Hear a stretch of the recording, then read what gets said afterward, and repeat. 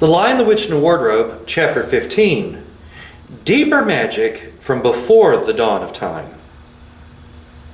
While the two girls still crouched in the bushes with their hands over their faces, they heard the voice of the witch calling out, "Now, follow me all, and we will set about what remains of this war.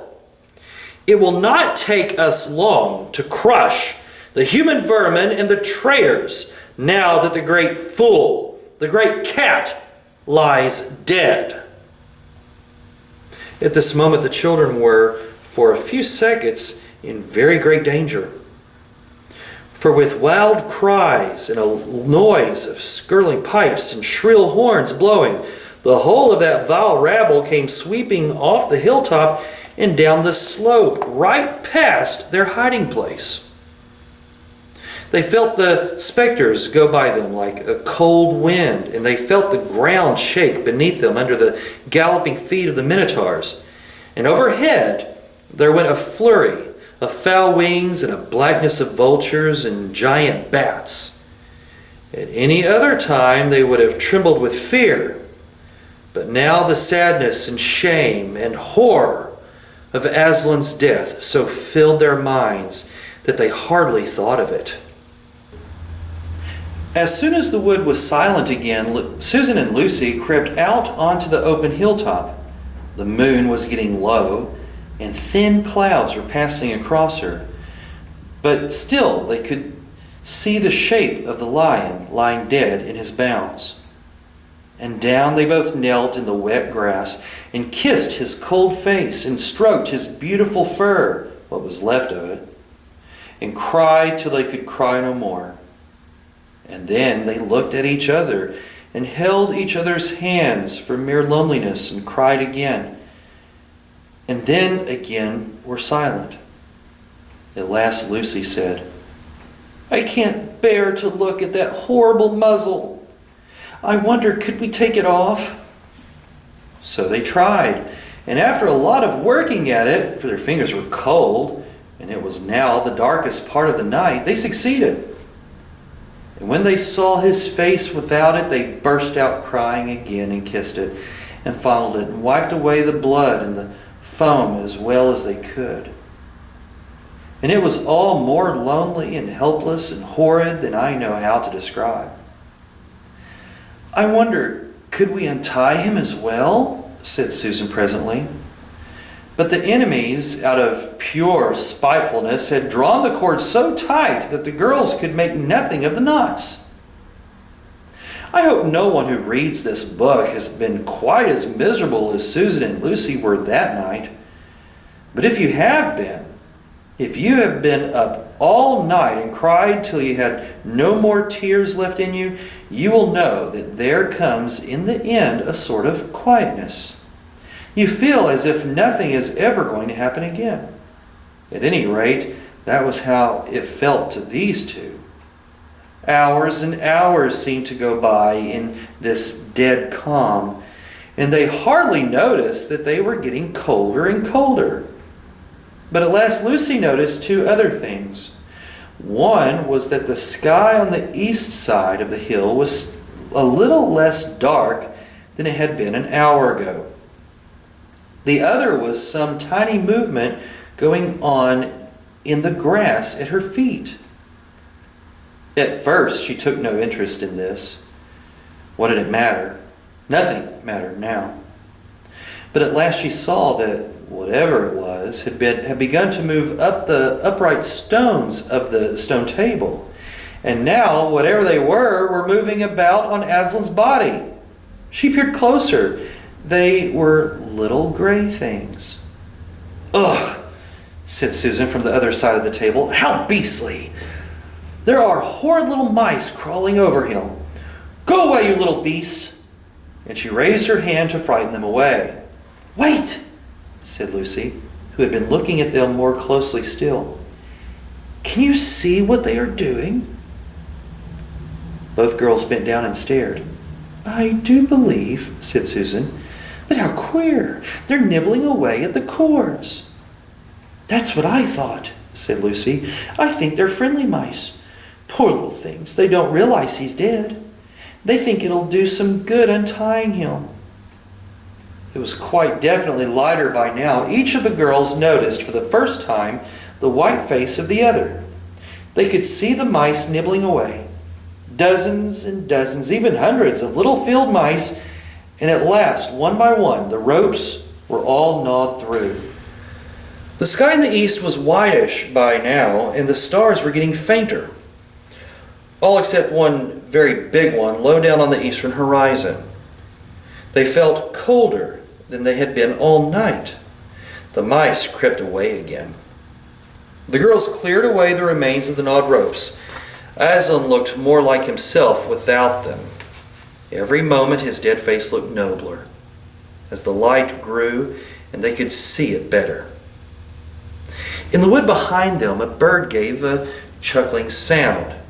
It had been so still for hours and hours that it startled them. Then another bird answered it. Soon there were birds singing all over the place. It was quite definitely early morning now, not late night. "I'm so cold," said Lucy. "So am I," said Susan. "Let's walk about a bit." They walked to the eastern edge of the hill and looked down. The one big star had almost disappeared.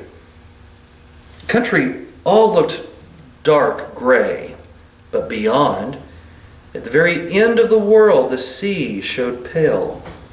The sky began to turn red. They walked to and fro more times than they could count between the dead Aslan and the eastern ridge, trying to keep warm. And oh, how tired their legs felt. Then at last, as they stood for a moment looking out toward the sea and Cair Paravel, which they could now just make out, the red turned to gold along the line where the sea and the sky met, and very slowly up came the edge of the sun. At that moment, they heard from behind them a loud noise, a great cracking, deafening noise, as if a giant had broken a giant's plate. "What's that?" said Lucy, clutching Susan's arm. I feel afraid to turn around," said Susan. "Something awful is happening." "They're doing something worse to him," said Lucy. "Come on!" And she turned, pulling Susan round with her. The rising of the sun had made everything look so different. All colors and shadows were changed, that for a moment they didn't see the important thing. Then they did. The stone table was broken in two pieces by a great crack that ran down it from end to end, and there was no Aslan. "Oh, oh, oh!" cried the two girls, rushing back to the table. "Oh, it's too bad," sobbed Lucy. "They might have left the body alone." "Who's done it?" cried Susan. "What does it mean? Is it magic?" "Yes," said a great voice behind their backs. "It is more magic." They looked around. There, shining in the sunrise, larger than they had seen him before, shaking his mane, for it had apparently grown again, stood Aslan himself. "Oh, Aslan!" cried both children, staring up at him, almost as much frightened as they were glad. "Aren't you dead then, dear Aslan?" said Lucy. "Not now," said Aslan.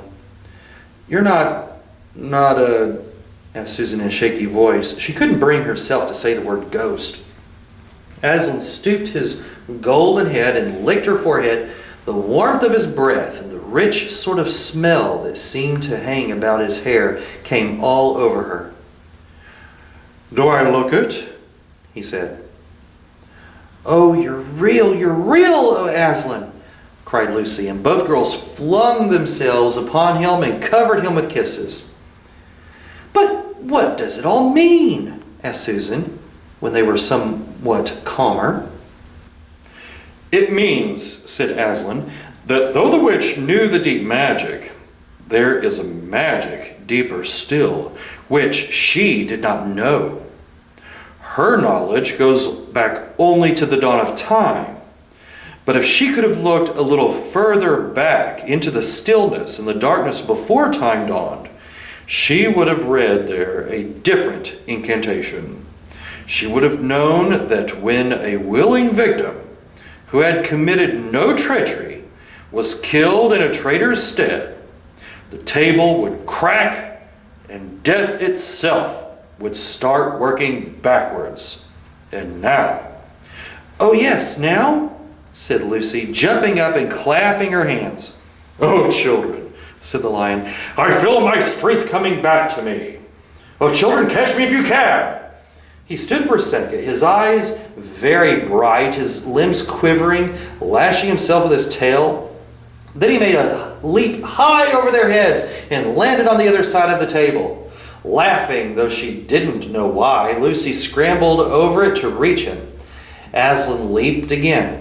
A mad chase began. Round and round the hilltop he led them, how hopelessly out of their reach, now letting them almost catch his tail, now diving between them, now tossing them in the air with his huge and beautifully velveted paws and catching them again, and now stopping unexpectedly so that all three of them rolled over to get together in a happy, laughing heap of fur and arms and legs. It was such a romp as no one had ever had except in Narnia, and whether it was more like playing with a thunderstorm or playing with a kitten, Lucy could never make up her mind. And the funny thing was that when all three finally lay together panting in the sun, the girls no longer felt in the least tired or hungry or thirsty. "And now," said Aslan presently, "to business. I feel I'm going to roar. You had better put your fingers in your ears." And they did, and Aslan stood up, and when he opened his mouth to roar, his face became so terrible that they did not dare look at it. And they saw all the trees in front of him bend before the blast of his roaring, as grass bends in a meadow before the wind. Then he said, "We have a long journey to go. You must ride on me." And he crouched down, and the children climbed onto his warm golden back, and Susan sat first, holding on tightly to his mane, and Lucy sat behind, holding on tightly to Susan. And with a great heave, he rose underneath them, and then shot off faster than any horse could go, downhill and into the thick of the forest. That ride was perhaps the most wonderful thing that happened to them in Narnia. Have you ever had a gallop on a horse?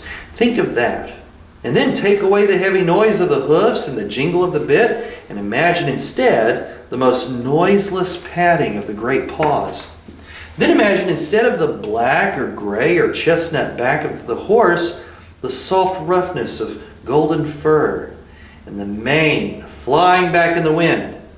And then imagine you are going about twice as fast as the fastest racehorse. But this is a mount that doesn't need to be guided and never grows tired.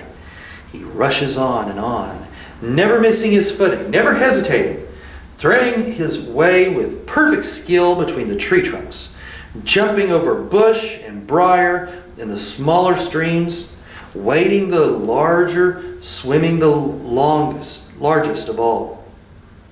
And you are riding not on a road or in a park or even on the downs, but right across Narnia in spring, down solemn avenues of beech and across sunny glades of oak, through wild orchards of snow-white cherry pines, past roaring waterfalls and mossy rocks and echoing caverns, up windy slopes alight with gorse bushes, and across the shoulders of heathery mountains and along giddy ridges, and down again into wild valleys and out into acres of blue flowers. It was nearly midday when they found themselves looking down a steep hillside at a castle. A little toy castle it looked from where they stood, which seemed to be all pointed towers. But the lion was rushing down at such a speed that it grew larger every moment, and before they had time even to ask themselves what it was, they were already on a level with it. and now it no longer looked like a toy castle, but rose frowning in front of them. No face looked over the battlements, and the gates were fast shut. And Aslan, not at all slacking his pace, rushed straight as a bullet towards it. "The witch is home!" he cried. "Now, children, hold tight!" Next moment, the whole world seemed to turn upside down, and the children felt as if they had left their insides behind them. For the lion had gathered himself together for a greater leap than any he had yet made, and jumped, or you may call it flying rather than jumping, right over the castle wall. The two girls, breathless but unhurt, found themselves tumbling off his back in the middle of a wide stone courtyard full of statues.